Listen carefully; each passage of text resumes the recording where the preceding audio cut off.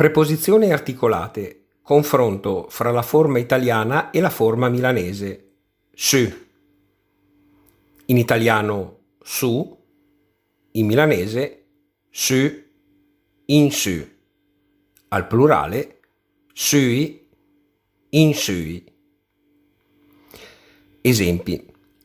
Sul mobile, sul mobil, sui mobil. Sull'armadio, sugli armadi, sui armadi. Sulla scala, sulla scala, sui scal.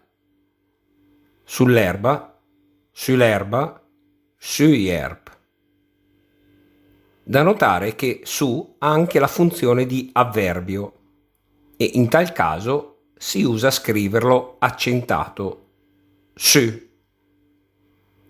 Esempio, le andà su in sul tech. È andato sopra sul tetto. Lo si accenta anche quando è particella verbale.